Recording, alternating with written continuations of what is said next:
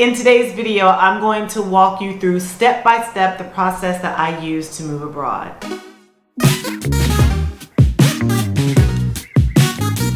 Hi everyone, my name is Leah. Welcome to my channel. If you are interested in what life looks like living and working abroad, this channel is for you.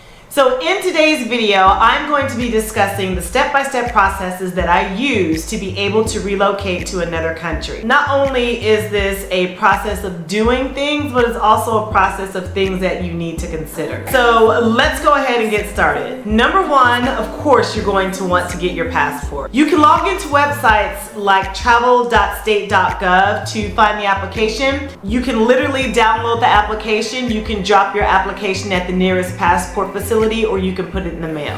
I would advise looking up your local passport office to see if it's open, because some of the things may have changed because of COVID. If this is your first time applying for a passport, there's a couple of things that you're going to need. You'll need proof of your citizenship, and you're also going to need a few photos, a photocopy of the front and the back of your citizenship document. Something else to keep in mind, if you are a single parent and you are wanting to relocate with a little one, you will need written permission from the other parent to agree to take your child out of the country. Depending on what country you're leaving from or what country you're going to, oftentimes this needs to be notarized or apostilled. And the fee is $130 for the passport book. The turnaround time for this entire process takes up to 11 weeks. I'm going to be talking about things that you can do in the next 90 days, the next 12 weeks, while you're waiting for that passport to come back to you. The next thing that you want to do is make sure that you have vital documents ready. Vital documents are things that are anything that is government affiliated or anything that is related to your social security number or verifying who you are. Your bank statements, credit card statements,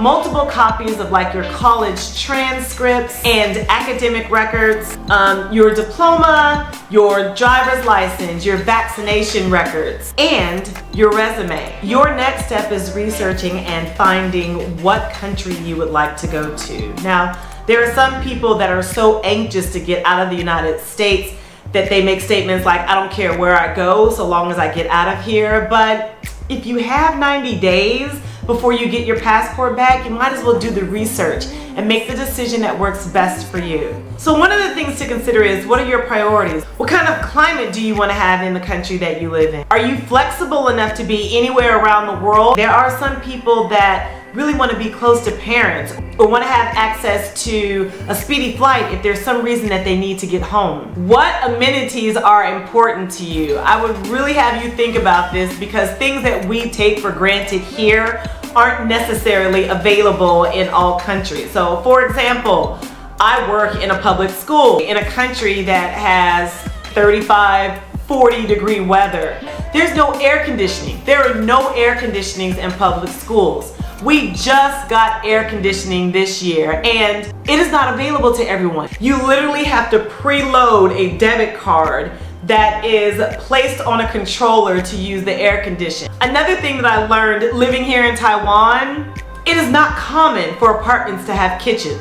So those are little nuances of things that I didn't even consider to research, because I just assumed that everybody had kitchens and everybody had AC. Are you interested in a country where a community is familiar with the English language, or are you willing to learn a new language? If you are traveling with little ones, are you interested in an IB or International Baccalaureate school, which is the most common school that most foreigners place their kids in, because the teaching environment is so similar to the United States or something that they're familiar with. However, IB schools are really, really expensive. The next step that I'm going to suggest is finding a job or gainful employment. If you are in a field that you really enjoy and want to continue, you can literally look in places like USA Jobs to see if those jobs are available abroad. The other way to find employment is being a digital nomad. There's been a lot of changes over the last several years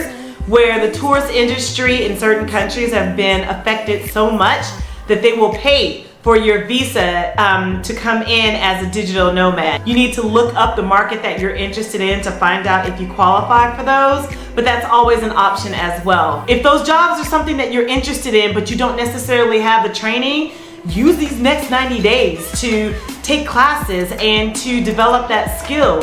You might even be able to build like a small clientele base before you move abroad. Teaching ESL is an option, of course. You need to make sure that you have a good contract. You can look here for that video. Do your research to find out which companies offer the best perks. My very first job in Korea, I had a free apartment. My visa was fully paid for and sponsored. I got a sign-on bonus, a 3-month bonus, and a completion bonus that were all equal to one month of my salary. They paid for my flights to come in and they paid for my flights home with completing my contract. I'm gonna say that you have wrestled with all of these questions and you have decided, yes, I still want to move abroad. What do you do now with your things at home? I'm always gonna go with remembering less is more. There is very little that you have in the States that you cannot buy abroad. Now is the time to begin separating your things to determine what you need, what you want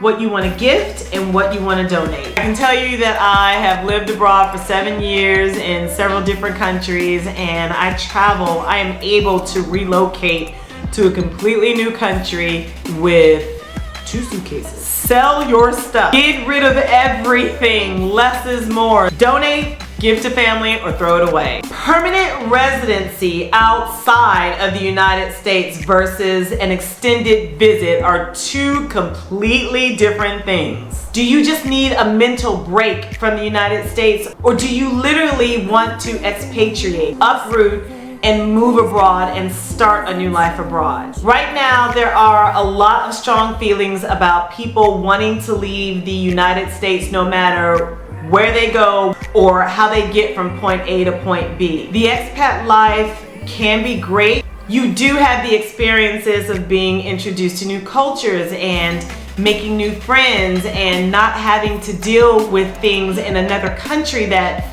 we are dealing with in the United States right now, but that doesn't mean that the expat life is for everyone. If you don't have a large savings, have you thought about what a contingency plan would look like that will allow you to stay abroad if that's something that you want to do? Also, culture shock.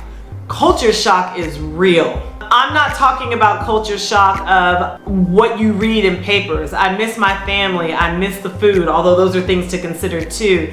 I'm talking about things that are normal in one culture that challenges your beliefs and your morals. Are you prepared to find ways to have an outlet to deal with things that might be triggering to you, or that might compromise your morals or your values, or just might be trauma? Are you prepared for how people feel about America? We are not at the top of the totem pole anymore. There are very strong views about America and things that we are doing. And those countries that were welcoming at one time may have different views about how they view America and Americans. And it's likely going to be reflected in their interactions with you. Another thing that I did that you don't necessarily have to do, but I would recommend it, is looking up expatriate insurance. This expat insurance covers you to be able to fly to different places to get procedures done. Expat insurance can cover you if something happens to you and you pass away. They will fly your body home. That expense is not burdened on your friends and family. Now you've gotten all of that out of the way and you are ready to relocate. If you want to know what unforeseen expenses you might incur, you should watch this video.